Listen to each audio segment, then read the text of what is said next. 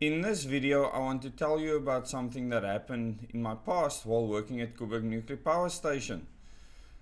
When you start up the unit after a refueling shutdown, everything is closed up and you start pressurizing the primary system. You start heating it up. But at this stage, it was still early days in the plant startup after the refueling was done and all the maintenance work was done. This is a normal scheduled shutdown that happens around about every 18 months. And I was still not a licensed reactor operator at that stage. I was actually on the license course. So this was just after the year 2000. And I remember I was on leave for a short while, a period of leave that we had, and when I came back and I walked into the control room on Unit 1, the people in the control room told me that they have a problem, that there's a continuous leak on the primary system, which is the reactor coolant system, and that I need to try and see if I can actually find this leak for them, because at that stage they've had teams of people for the past 2 weeks looking for this leak. Now, just to explain in detail, there's continuously leaks happening from that system and it goes into a drain system. It's all controlled, but when the leak rate is bigger than a certain amount of liters per hour, you may not start up the unit. So there's technical requirements for how that happens. So as in any complex system, there's many things in place to actually regulate and control what is happening to the plant. And in this case, the plant regulations stipulated specifically that the plant will not go past a certain plant state in starting up if the leak rate is above a certain amount, and it was. So they couldn't progress, they were stuck, they were losing millions of rands every single day, and they needed this resolved fast. At that moment when I walked in, they were having a meeting with all the senior engineers, as well as with overseas companies that have come to the plant with ultrasonic equipment and all sorts to try and find this leak. And that is why the topic of this video is simplicity. Because at this stage, a fortune was spent to bring people in from overseas after local people on the plant had been looking for this leak everywhere on the system where the primary system gets drained, etc. And they were unsuccessful. And one of the senior managers at the plant that knew me well, knew that I had a record of finding problems, asked me to come into the meeting. And I came into the meeting, and in this meeting they were discussing how they were going to go forward to actually find this leak so that they can isolate the leak and then actually be able to carry on starting up the plant. So in this meeting were senior engineers, senior managers. Obviously this was a very serious thing. And there were also companies from overseas where they had specialists in leak finding. None of them were successful, so they wanted to come up with new plans on the way forward. When I entered the meeting, just remember I just come back from a short leave. I listened to what they had to say, and when they told me what they had told me, I said to them, I'll find the leak within 30 minutes. And they were very upset, obviously, that I'd made this statement. But I said, well, it's going to be easy to find the leak. It's not difficult at all. And I went to the manager, the senior manager that asked me to come into the meeting. And I said, listen here, let's go. We'll find this leak within 30 minutes. Now it takes about 20 minutes just to get inside the containment building where we would have to go to actually find this leak.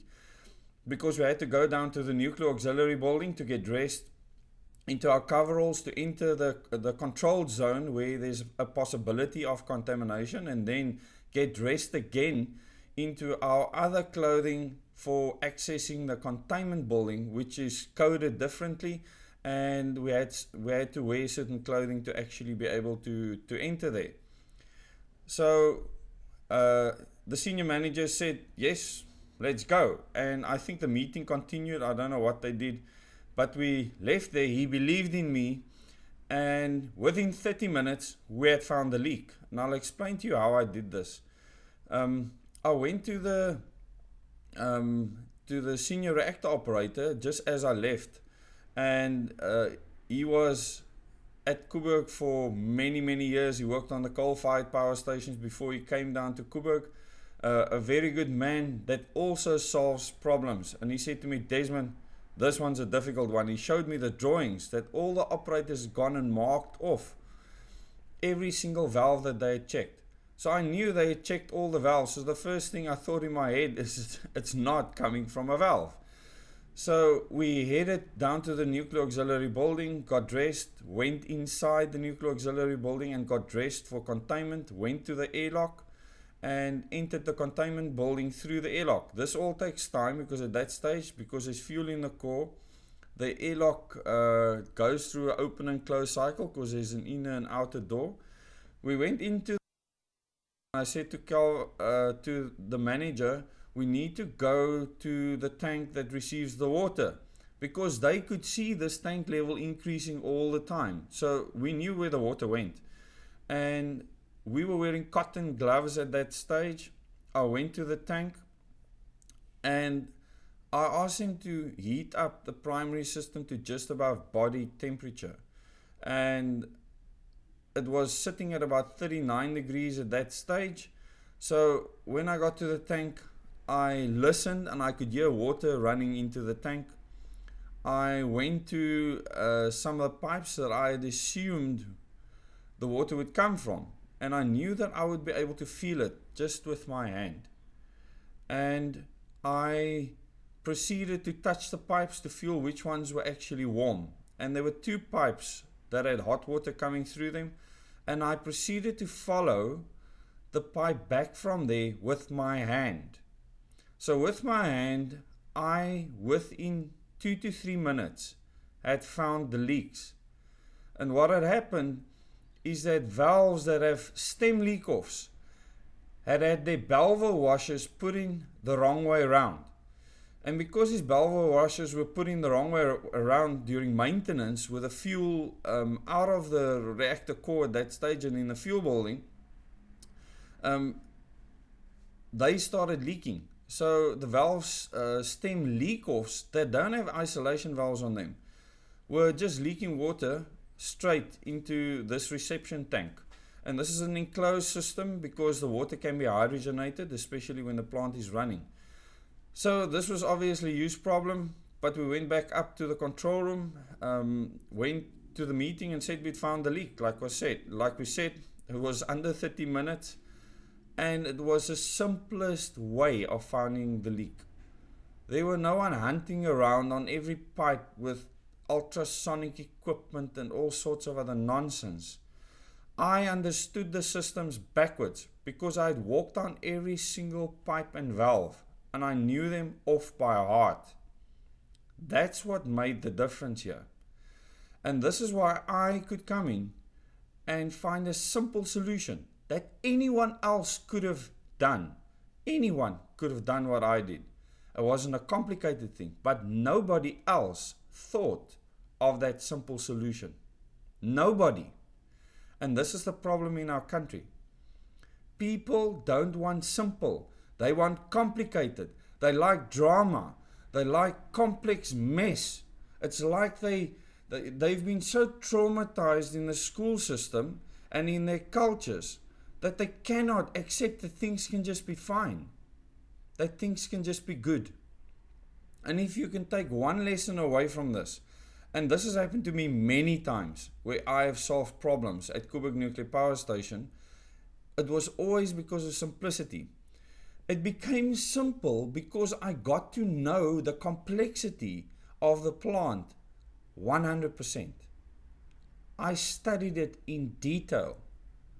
And that is why the solutions were always simple. So in that one moment, I could save Eskom and Koeberg millions of rands because of a very simple concept. that I had in my mind, and the people were absolutely flabbergasted. They hated my guts. They hated me for showing out their ineffectiveness and the way that they wanted to solve everything with money, the way that they wanted to solve everything with complex plans instead of being simple.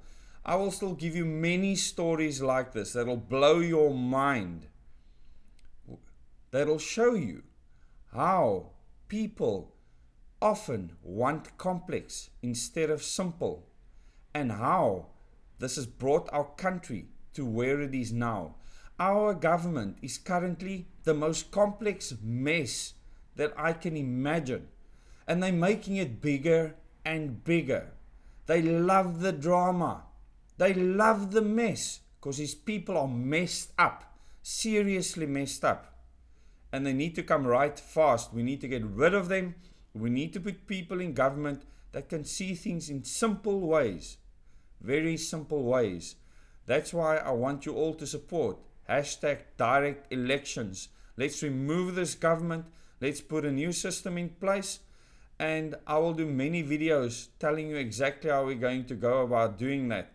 Thank you for listening. Please subscribe to this channel if you have not yet, so that you can get updates when you click the bell icon to new videos that I upload. There will be many more Double O Days videos like this that'll show you how we can do things simply, in simple ways, because we actually understand the problem.